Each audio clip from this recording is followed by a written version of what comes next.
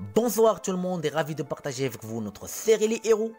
Aujourd'hui on va parler sur un champion qui casse le stéréotype de 1000 excuses en essayant la majorité des personnes issues du continent africain à justifier leurs échecs, via un vrai modèle de combativité qui changeait son durcé par une qualité de vie à côté des strong athlètes. Donc c'est qui ce héros? Pour plus de détails, restez avec nous. Notre lutteur de cet épisode c'est Francis Ngannou, né le 5 septembre 1986 à Bati au Cameroun, est un pratiquant camerounais d'arts martiaux mixtes, surnommé de Prédateur. Il est champion de la catégorie des poids lourds de l'Ultimate Fighting Championship depuis le 27 mars 2021. Alors on va faire un zoom sur son histoire pour vous donner un coup de main, on peut dire une masse de motivation afin de changer et booster votre perception envers les choses carrément. Let's go, on commence.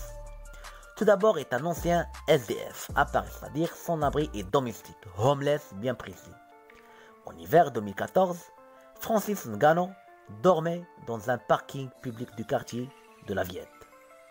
Quelques années plus tard, il quittait le Cameroun. En adolescence, il travaillait dans une mine de sable à Bati. Là où il grandit, à lui seul, il abat le travail de 3 hommes dans des conditions insoutenables.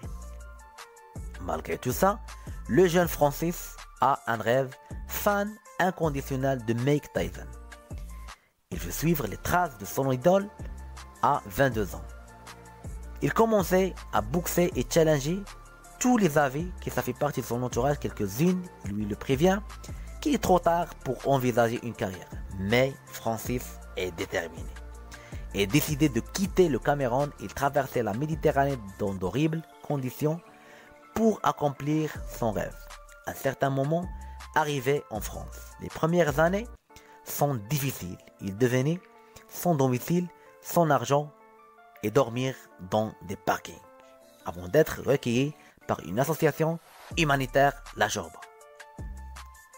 Francis est la bonté incarnée. Il devenait bénévole au sein de l'association et aide à la distribution de repas. Malgré ces conditions difficiles, Francis n'a jamais cessé de s'entraîner. Il persévérait jusqu'à rentrer un jour où il fait la connaissance de Fernand Lopez, responsable de la MMA Factory, une salle de boxe située à côté de son association, cela en voyant 1m93 et 120 kg de Ngannou. Fernand Lopez a lui dit « On est sûr que tu deviendras un champion ». Eh oui, effectivement, l'expert a bien raison. Pas de boxe, mais de MMA. Notre lutteur commençait son aventure. Avec la ténacité, il étonnait tout le monde. Quelque part, il domine tous ses adversaires. Il se fait très vite repérer par la plus prestigieuse organisation de MMA au monde, l'UFC. Il y concourt dans les catégories poids lourds. Son palmarès est énorme. 18 combats, 15 victoires, dont 11 par KO. Dès ses premiers combats, ses KO sont fulgurants pour un poids lourd. Sa vitesse d'exécution est phénoménale. Durée de son dernier combat. 20 secondes, les Américains ne se trompent pas. Son surnom de Prédateur. Francis Ngannou compte aujourd'hui parmi les meilleurs combattants de l'UFC au monde. Parti de rien, il est un exemple de réussite et de persévérance. Merci pour votre attention. Je vous aime. À très bientôt et ciao.